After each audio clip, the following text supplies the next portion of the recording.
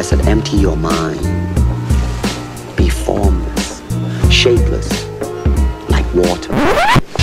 Now you put water into a cup, it becomes the cup. You put water into a bottle, it becomes the bottle. You put it in a teapot, it becomes the teapot. Be water, my friend. Mattias, it's great to have you on the Flowgrade Show finally after this amazing plane ride I had with you and several other experiences. We're going to probably go into that. That was crazy. Thank you so much, Max, for inviting me. It's the pleasure is all mine. Hey, this is just one of those episodes that I was waiting for a long time, and for all the listeners. So Mattias is an international Grandmaster of memory. I mean, you heard that in the intro, but also he's become a close friend of mine during a 10-hour plane ride where, and I'm going to tell the story real quick. So Mattias and I randomly sat next to each other. I walked on the plane, sat down, and he turned and said, like, Max, like, because we've just been speakers at the same conference, the Biohacker Summit in London. And then and this was going to Paleo FX, where just you and me were just attendees. Yeah. Exactly. Yeah. And then it turned out I didn't have a ticket, first of all, which makes sense in just a second. And then we started talking and having this conversation about various different things and diet and memory. And you showed me some memory tricks. And all of a sudden, this couple pretty much turned around and was like, guys, shut up. And then it had been like 8 hours of constant talking. So I can understand them a little bit. It was great. That was really fun. And then it turned out that you had an extra ticket and I didn't have one. So I sometimes just believe in the powers of the universe working. Everything seems to turn out, yeah, right? If you just do your thing and stick to it and try to do your best and everything, yeah. And so, yeah, this is our little side story, our anecdote. And then, yeah, I found out about, all these tremendous skills that you've developed over the years and also combining them with that diet that in the biohacking world now became probably the most prominent one, which is the ketogenic, high-fat, low-carb diet. And this episode now is going to be mostly, about memory and learning, focus, your areas of expertise. But I want to jump in with the question right now. And you just come from the biohacking conference. Mattias, what is the one thing that you're the most passionate about right now? Yeah, I was very excited because, as you said, just a couple of days ago, I was at the Bulletproof Biohacking Conference and I was a speaker there on the main stage. And at that morning of the speech, I got an idea that really I wanted to push myself, do something which super excited me. So I did something I've never done before, and I don't think anyone in the world has done something similar before. That I actually went out to the supermarket and I bought the Sunday editions of both the Los Angeles Times and the Wall Street Journal. And I read through them and learned them both. And then on the speech, on the big main stage, I just handed it out to two people in the audience and let them test me back and forth on the two different newspapers of that day. Wow. And I had not done it before, and it was probably a bit foolish to do it in my second language, which is English then. But I really wanted to push my limits, and being in a place like this with biohackers where you really have to experiment and try things you've never done before, and that's really how you learn. But it did turn out to work great, and it was a lot of fun. But so that was something that just a couple of days ago really, really excited me, that it is possible to go beyond and constantly push your limits. You're never done. You can always develop. So it was just a fun thing.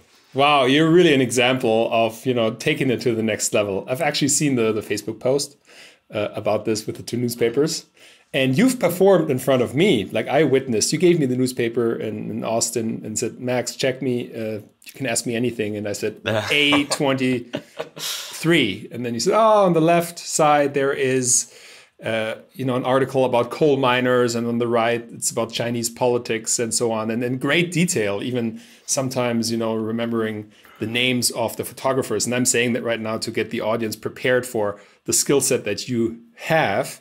And that you really are someone who developed in no time, within a couple of years, a level of international recognition. You came up with 3 books.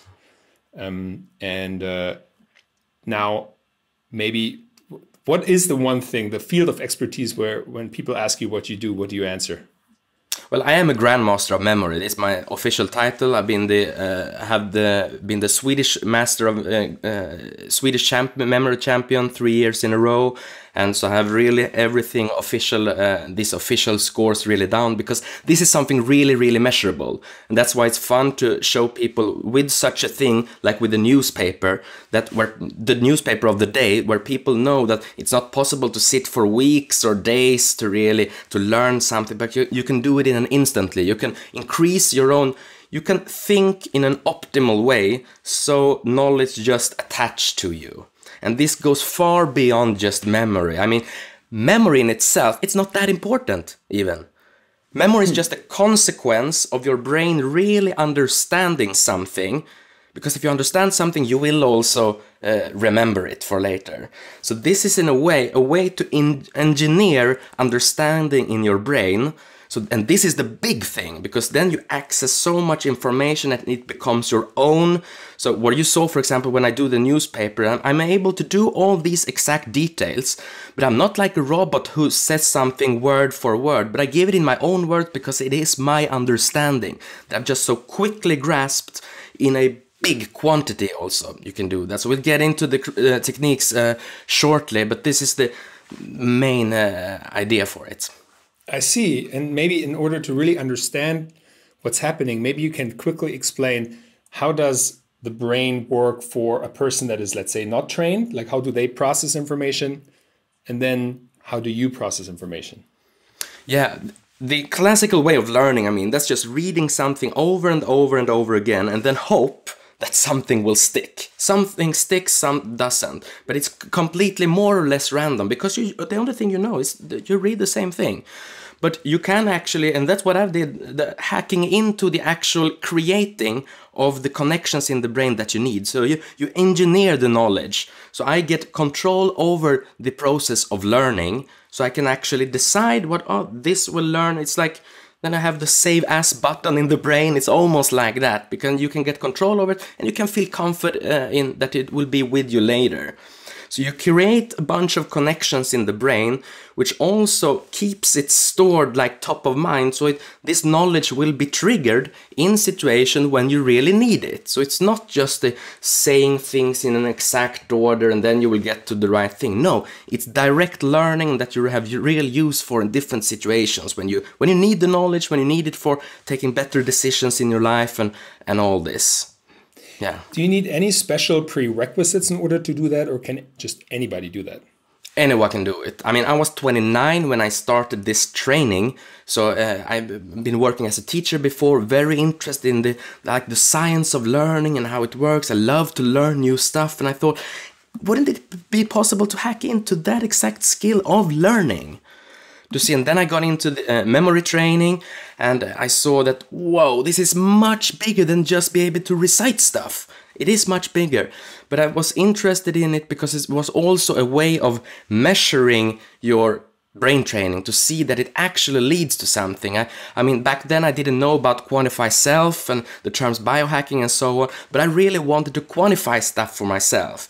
Just doing the regular Sudokus, crosswords, I mean, training programs on the computer, you really don't know if they work, right? That's usually the case. People say it's good, but when you say that playing Sudoku or a game for concentration is good, you don't see the alternative cost if you spend the exact same time reading up on something, a really interesting topic. I mean, this would be even better exercise for your brain, and you take something else with you. So I wanted something that is really measurable, and you can see it, define it, see that the brain develops, and that you have real use for the information that you're learning. So maybe taking it one step back, because one question I wanted to ask you, which I've been asking recently, and especially people who are really within the biohacking community, what is your definition of biohacking? What does that art entail? Well, a biohacker for me would be an avid self-experimenter.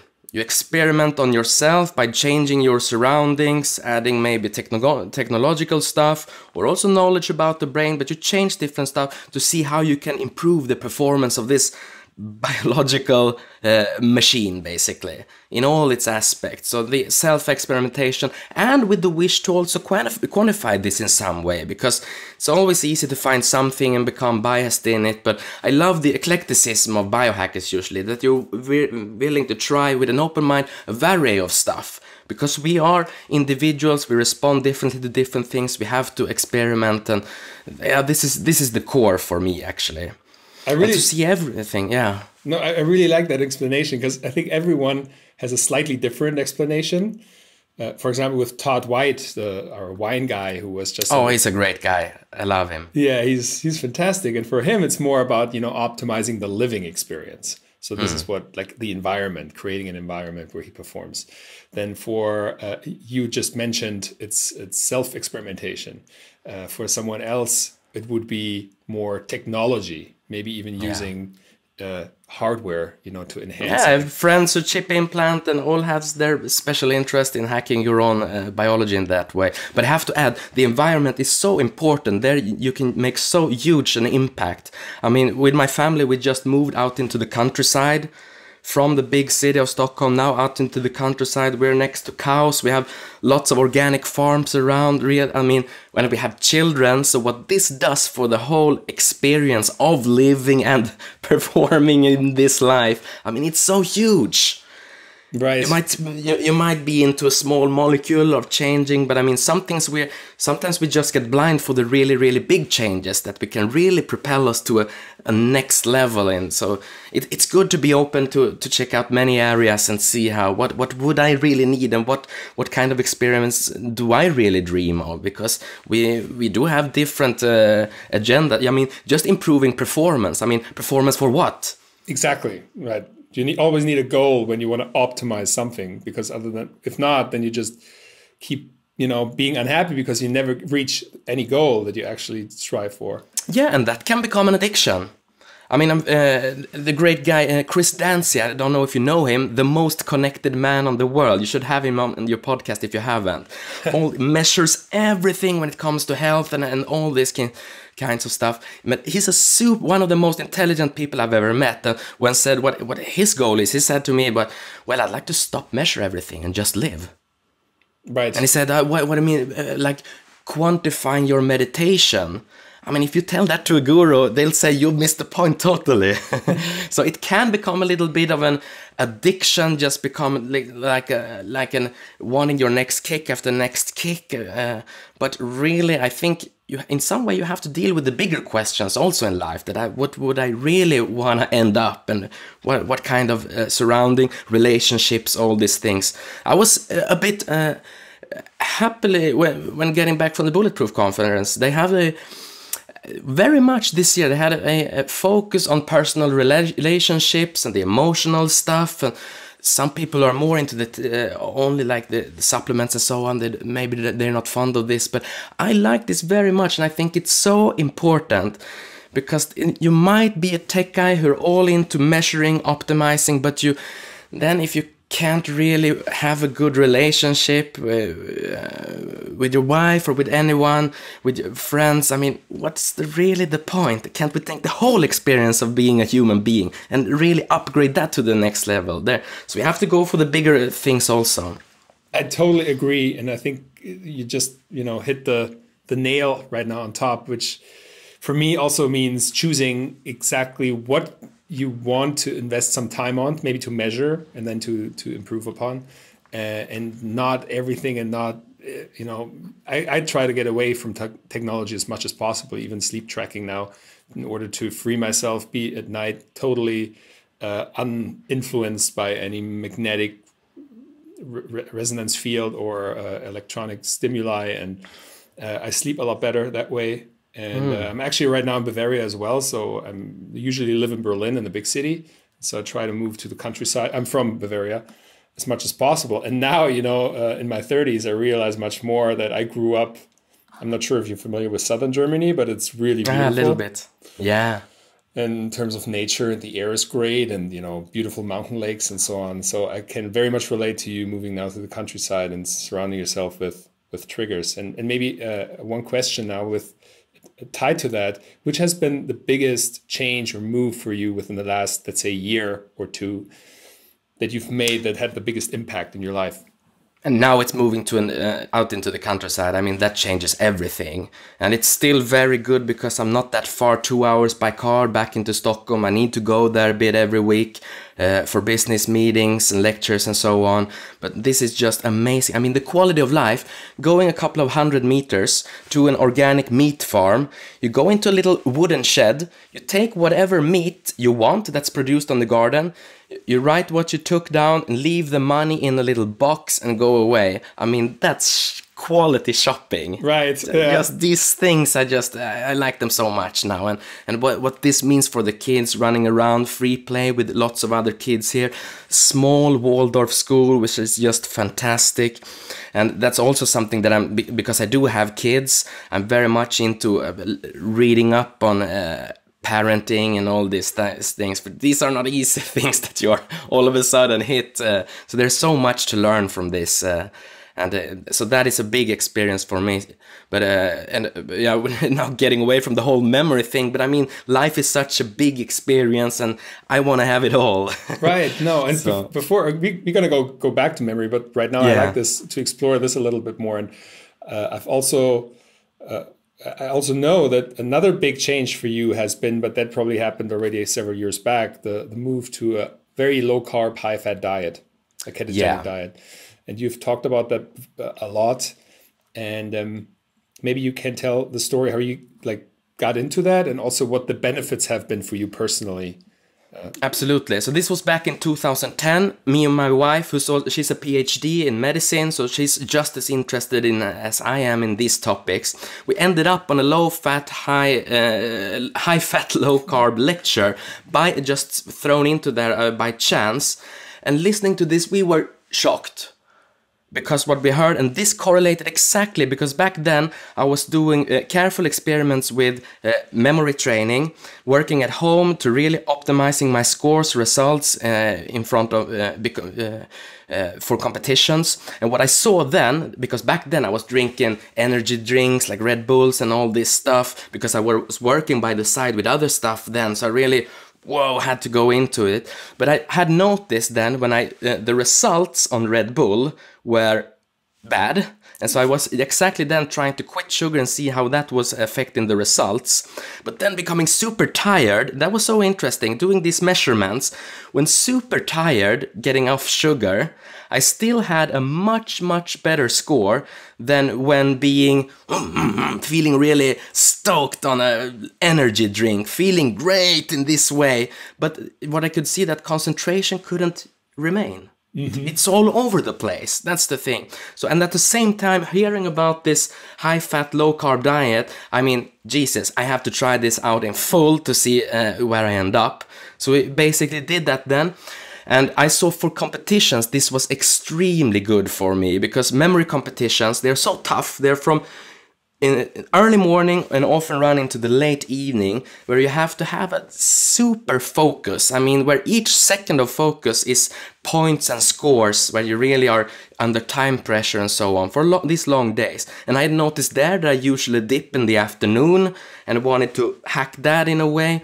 And so I really started 3 weeks. So I got into high-fat, low-carb eating pretty much right away. But I was especially careful 3 weeks advanced for a competition. I was really hard on myself to get into it.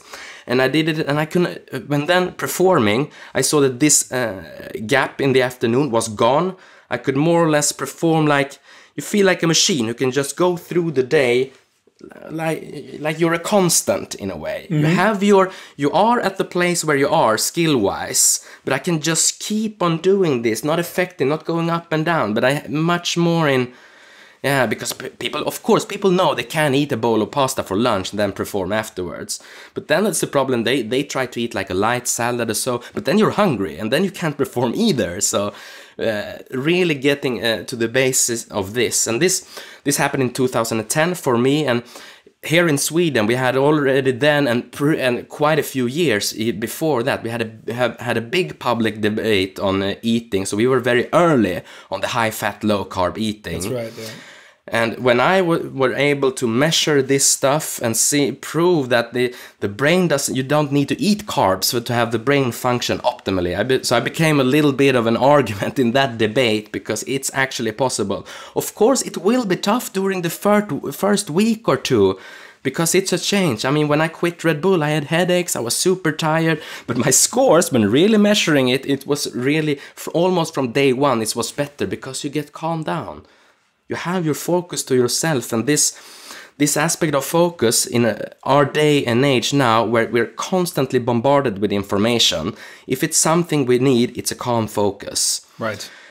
And before, I mean, when we didn't have this massive amounts of information attacking us all the time, we didn't need to have a strategy. We could just do our thing and we were okay. But now when we have so much things around us all the time, we're totally connected everywhere, we need a strategy. Right. We need to work on these things, and measuring them through memory sports, which have then led onwards and onwards for different things for me. I mean, then I got the Grandmaster memory title in 2012. I stopped competing then, been focusing on the education, writing books about this, and going into more of the understanding part, that how thinking in images, which is basically the key to using your brain in an thinking in an optimal way, thinking in images, how this affects understanding and real learning, analyzing, and all these things. So for me, it all comes together. But diet is so important. I mean, this is I've experiments in the later years after competing, unfortunately,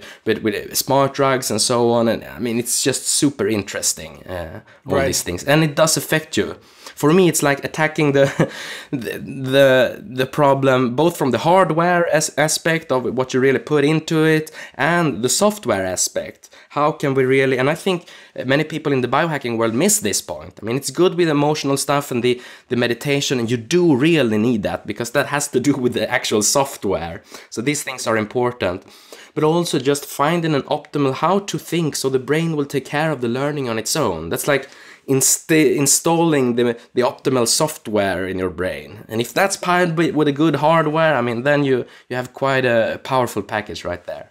Wow, yeah. And that's actually a great point to shift gears here, because you mentioned so many different things now, living in nature. There's meditation, different practices, diet, supplements. Sleep is a huge issue. But now let's take a concrete example, and someone comes to you and they're totally overwhelmed, overstimulated with different things in their lives and problems and relationships and technology.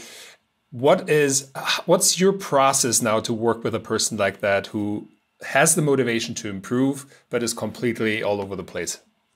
Yeah, people usually come to me because they want to increase their learning. Yes. And that is, as you have to start with something that you're really interested in. So that's where I start and work with people. And then you notice that this thing where the key, training your brain to think in images, it's a good way to start for all of these things, because it actually helps concentrations. Because for example, when you read, you know always what to focus on. And that's an inner image. I mean, this is actually a kind of meditation, where you put your brain in a state, and when you run it on a program where it's really useful for taking in many facts and so on.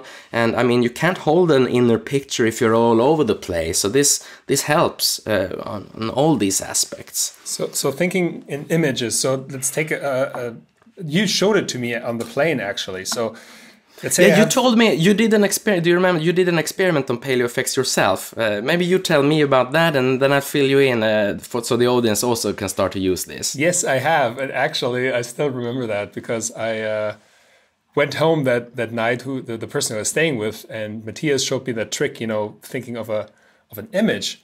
And I picked up a book from my host, which was the Richard Branson autobiography. And I just read one page, and it was about him being in a big air balloon with his sister. And I just tried to picture this air balloon. And the whole time I was reading the page. And it stuck, because I still remember that he was with his sister in an air balloon. It was sort of the introduction to the book, so it wasn't really a lot of content, but they were discussing life and setbacks and going forth. And I still have that image of him being there with this other person in this balloon thing. Exactly. So this is what you should do. I mean, if you want to continue this and expand it, you have to choose one image per page. That is the key. And you don't have to be very imaginary, creative, doing stories and all. This isn't needed. You just choose something. For example, if here, okay, a balloon, then I visualize a balloon. I do it in front of myself, like in 3 dimensions. Really try to see as if it was there in the room. That's the key. And then at the same time you read that page, you come back to visualizing at the same time.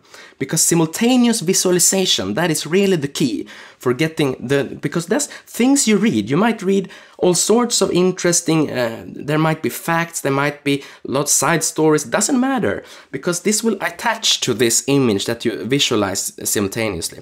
Then you go to the next page, then they might talk about some study or something. Then I just choose something like a pencil, for example, just big pencil, 3-dimensional, just in front of you. And then you read that page, whatever the study is about, doesn't matter, but the simultaneous visualization, that's really attached to the whole thing. Next page, another studies thing. You might visualize this mouse. If there's a mouse study going on, visualize that. Just choose something and read through there. One image per page. You may also, because that's the cool thing, you never need to run out of images.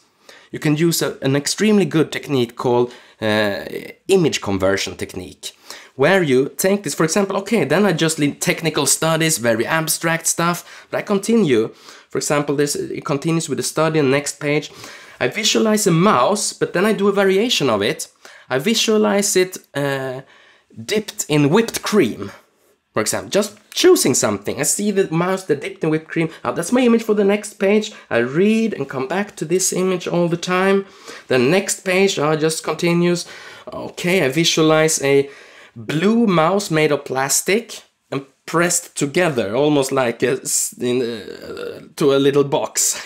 See this made out of plastic. I mean, just you do a variation of it, and there are millions of variations you can do. But the thing is, one image per page. Then you maybe have read this study of 30 pages. Then you have 30 images. Then you quickly go back to the first page. Just read quickly until you remember what kind of image was there. And then go to the next page. Oh, that was that image. Quickly, next page. This is kind of, go through the 30 images again. This is a kind of super quick repetition technique.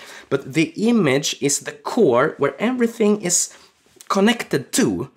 So then, it's like giving your brain folders, like in a computer. Like you've given it, on this report that you read, you have given it 30 folders, which mean that the understanding of this will be separated and connected, but so they can be connected together because they are distinct, and the brain can distinguish between the things.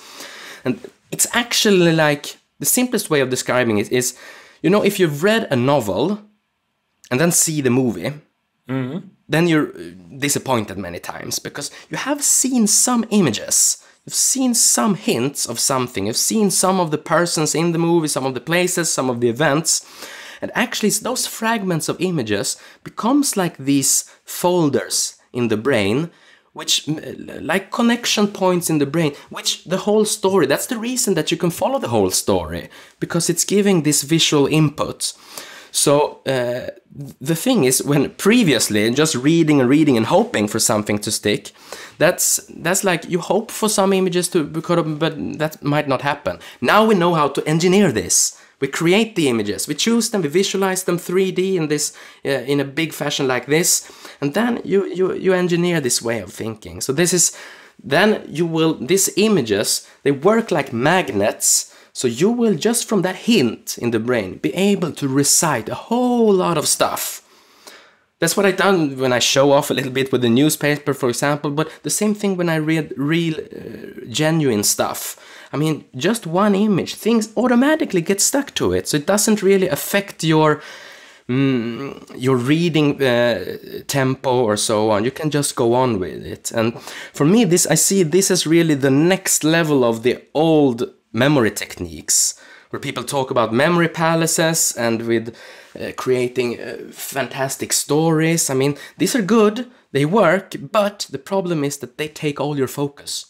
It's too much effort. It's too difficult for people to start right away creating palaces. And let's say you're sitting at a lecture in microbiology, and you have to focus totally on what's being said because this is complicated stuff. You can't do side stories and things, but you can hold a three-dimensional image at the same time as listening.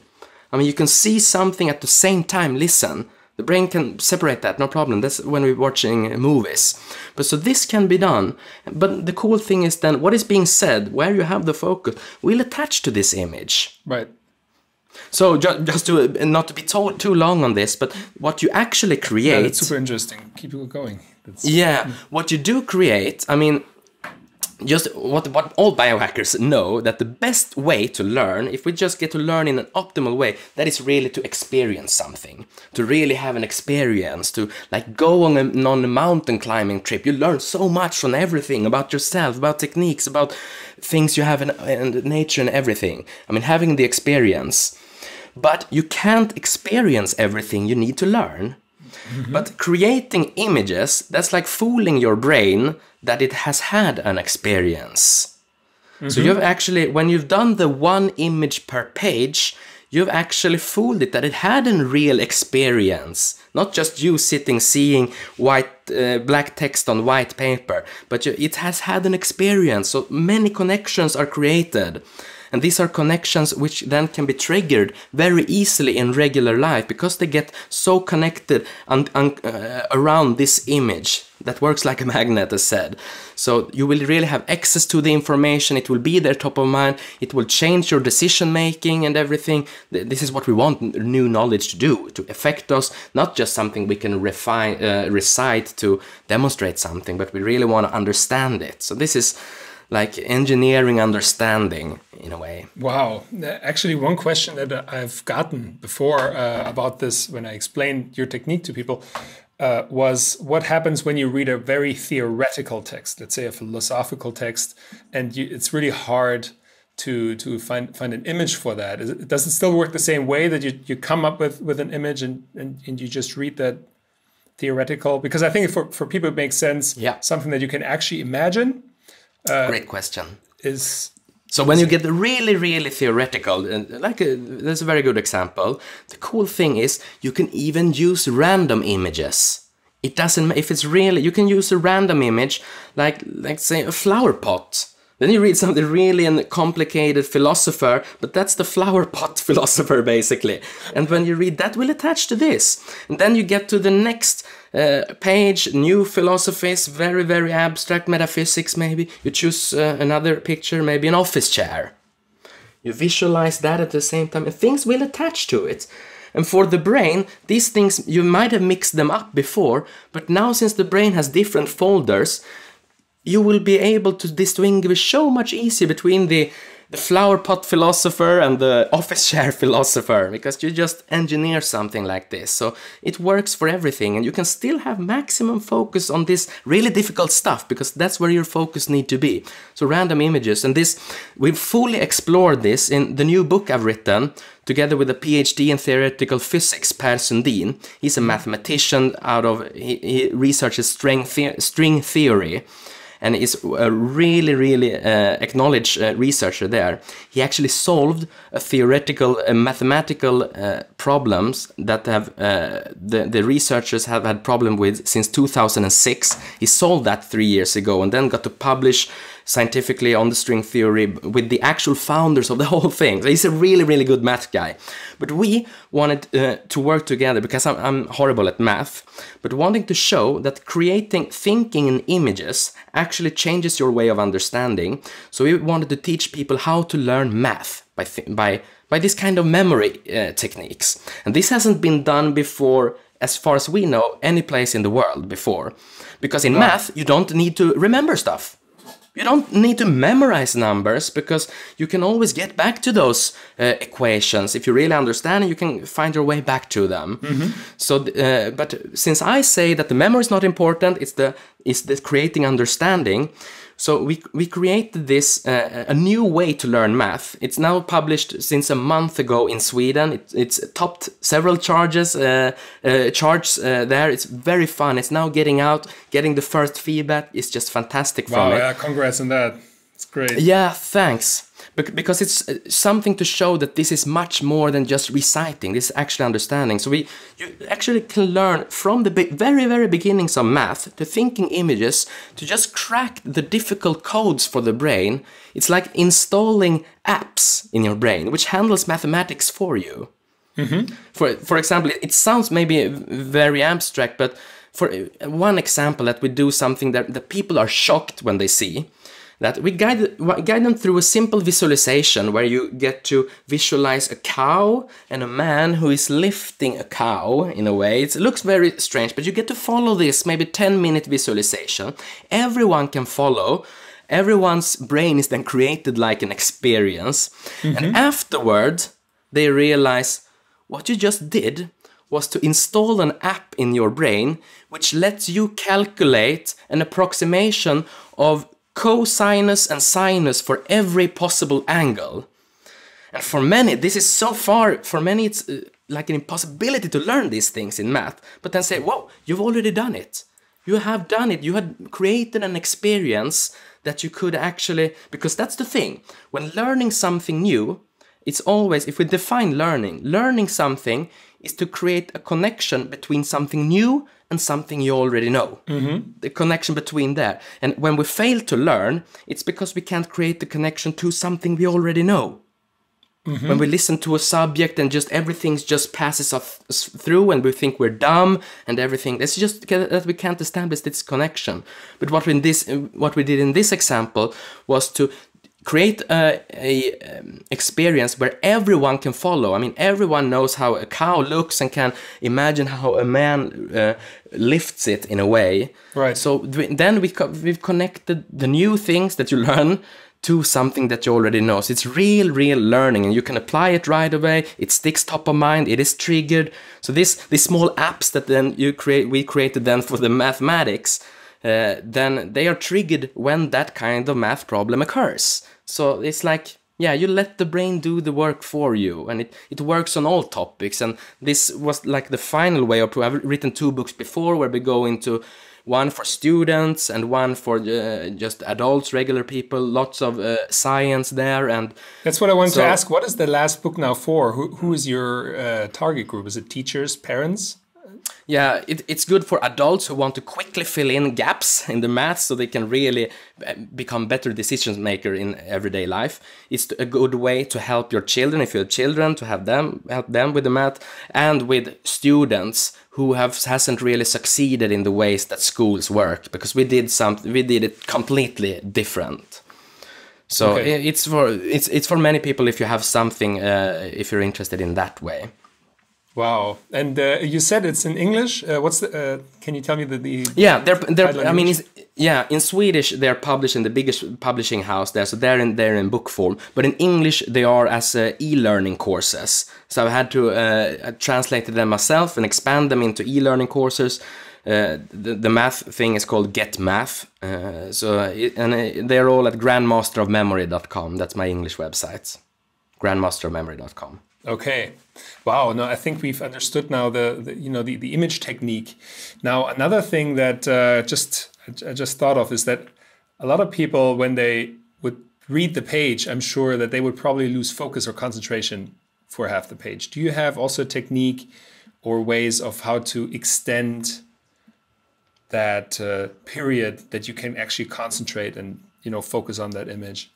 Yes, the thing with the image technique is that it helps focus, because it gives you something to focus on, so you know what to do. That's the problem when we just read something over and over. We don't really know how to focus and what to focus on. But here we give the brain something concrete to focus, so this in itself helps focus.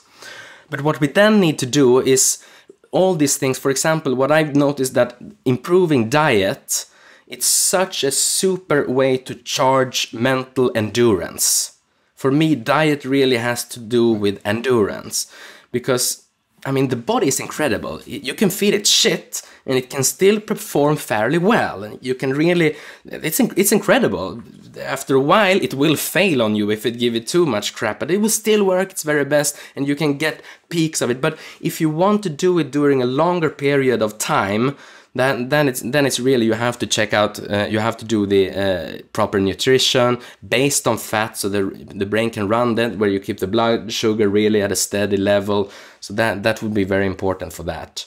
Do you have like a substance or a specific trigger that helps you get into that flow state? And I think especially challenging you in the beginning, you know, that with the 2 newspapers, that reminded me again, we are on the Flowgrade Show. So this is about also how to access this special state. How do you trigger that? For me, I don't have a specific trigger. I mean, I worked a lot with meditation. That's still a very important thing, that you don't get stress, for example. If you're stressed, you can't perform anything. I mean, I did this thing in front of almost 1,000 people on the main stage, and I'd never tried it before. So that's a big thing, that early on to go against what you're afraid of, as long as you know that's not dangerous, nobody will kill me, but I might as well try. It's not dangerous to fail. These things are extremely important. I think the big thing is working on these really big issues. That's what will help you the most. But then specifically for focus, I mean, disturbance training is something that I've done a lot with. I mean, practicing heavy concentration during the artificial stress of turning on loud music, having people talked and so on. I've done a lot of these to measure with disturbance. Because that, many people think that, oh, I'm disturbed, I can't do anything.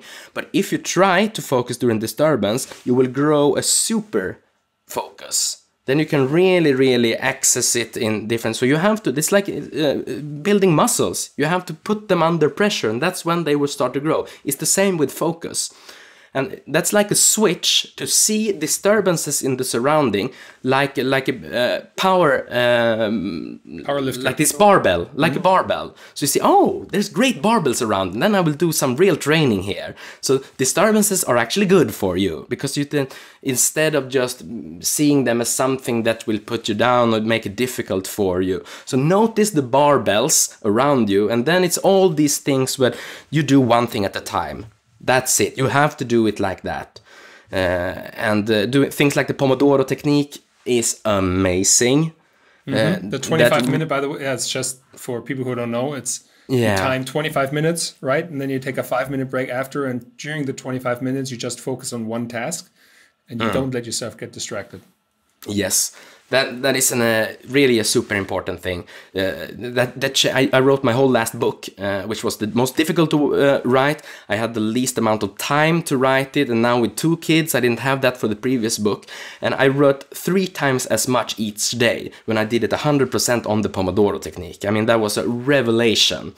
So it sounds simplistic when you explain it to people, but if you really try it, I mean, it can change your life. It's like you have a set of extra hours each day that you didn't know were possible to get.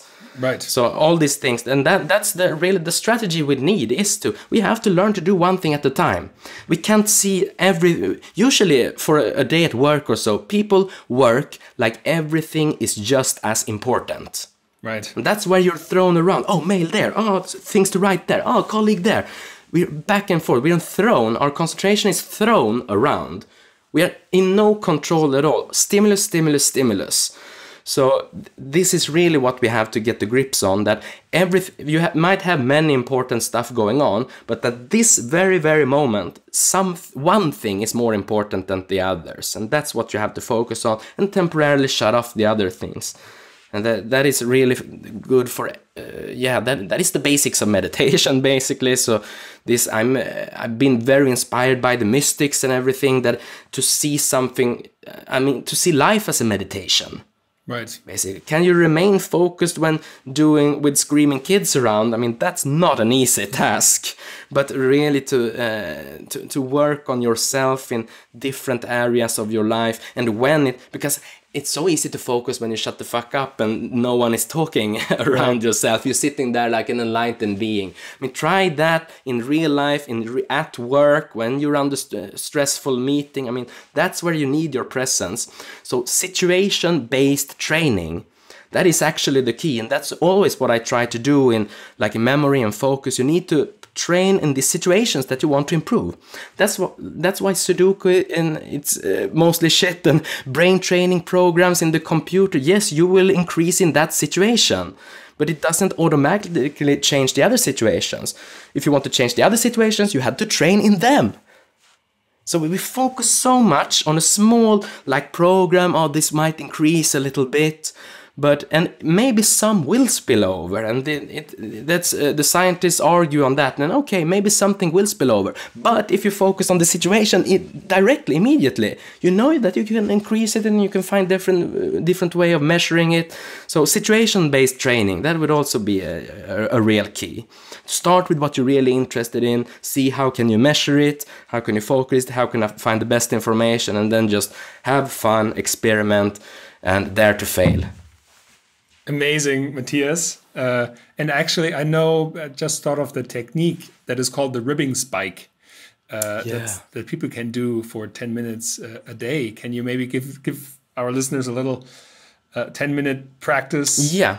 Absolutely. This is a 10-minute practice where you learn to always have 10 important things top of mind during a day. I mean, that's a great thing if you have a presentation or you give a meeting where you really need to give people information, where you don't want to sit with your face in a bunch of papers. That doesn't really affect them. If you really know your stuff, and this is a good thing, you learn this by doing it 10 days each day, 4 consecutive days. That's it, basically. And okay. It does take, I can't go through the whole thing, but it's a simple visualization thing. You can get this for free at my website. There you can go through the 10-minute thing, do it for 4 days, and then you have this skill of always be able to take in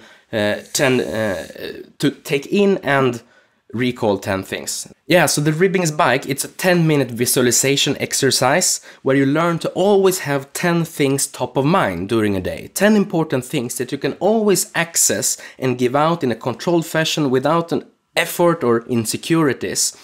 So it's very helpful if you need to give a presentation where you really want to come out as an expert. You don't need any paper, you can quickly use this Ribbing's bike thing so you can access it. And it's also good for quickly storing information. When you're talking to someone, you can take notes, and then you have the possibility to always quickly store 10 things, which is really good. So it takes 10 minutes and 4 days, 10 minutes for 4 consecutive days to really master it. But that's it. Then you have it. That's a finally installed app in your brain which take care of this little thing. And it's totally measurable, it's totally usable during practical situations. That's always the key. So, I mean, it takes 10 minutes, it takes a little bit too long to really do here, but you can get it for free at my website. Just check it out there. Great. And and that's a good place to start, to find that these already from the beginning, you can measure the results when you do real efficient brain training, not made up games which they might be fun, but then do them because of the fun, not because you think that things will spill over. All right. No, I think that's a wonderful, way now for listeners who want to try out what we've been talking about, to go to your website. We'll link to that. And then they can start the Ribbing spike. I'm actually very intrigued. I wanna do it. Yeah. So Mattias, we've covered already quite a way, a range of things, and people, I think, will be able to take away a lot from that. Now I want to just give you a couple more questions to round out that interview. Yeah. And one would be, what is a book other than the 3 books that you've written that you give away a lot to other people? Is that okay? I don't know. I mean, usually the biggest things are where you can get away from books and learn from real life. Just saying one book is a little bit of a boring. It's not one book that this is what I really think is it all about. I always pick small things out of different things. Okay, let's say you walk into a bar. What do you order? I ordered a dry martini. Okay, without that's ketogenic, I guess. I think I like that. That I like a lot, but I do like the Irish coffee without sugar, of course, or just a vodka with squashed lime in it, things like that. I don't drink a lot. I almost never drink now, but yeah, it's no. Actually, when preparing for memory competitions, I always try to have 1 glass of wine the night before, not more and not less either, because there was some kind of relaxation that came the other day that was so tangible for me, and a little bit got me into the I don't give a fuck state, so you can really just get on with the flow thing there. So, and honestly, back in the days, I've done some of my absolute best training results on a super hangover. Oh, really? Yeah, so it's possible to do it, and because it does put you in some state, you can experiment with that. But now I really, if I'm away of traveling, I might take something to drink. But now the cost is too much because I have to wake up with the kids, and then it's all of a sudden full-time action all the time, and then I don't have I can't be tired. But sure, there's nothing wrong with drinking if you keep it at a good dose. Sure. I remember that evening at Todd White's at the Paleo FX, where I think about 40 people had 72 bottles of wine. There it was it was not for performance, that we can be sure of, but it was a lot of fun. These things are, of course, important. And I think for me, it's also an important aspect of all this biohacking stuff when it has to do with habits, that it's to be cyclical. I see everything in phases. What kind of, if I'm in a book writing phase, or if I'm like in a being with family phase, and all these things. Because also I'm not the kind of guy who really can do something for 5 minutes each day, and then after a year you might have accomplished something. I'm more of like really, really focusing on doing something, and then taking a break for it, doing something different. And I try to keep that also with supplements, for a course. I noticed that if I really want something that works for me to work it well, I have to look in the schedule and seeing, oh, there I will need it. So then I refrain for this supplement before, for example. Right. And then I start. That's when you get the most out of it. So really try to be cyclical and be with what is needed of you, and maximize something. The fun, connecting with people, having fun is the most important thing. And then drinking, wine tasting experience with Todd White. That's the absolute top there. Yeah, no, I very much agree. That is a lot of fun. And he would also have an explanation, I think, for your effect before competitions, because the quote actually that I used as the header for the podcast with him was that the right dosage of alcohol has a tremendous effect on creative expression. Yes. Wow. So I do have to listen to that for sure. Oh, I would be very honored if you did. Okay, Mattias, to round things out, I want to give you one more time the time to maybe say that one message that you would like everyone to remember from you. If they could only remember one thing, that's the one thing you would like them to remember. Create experiences.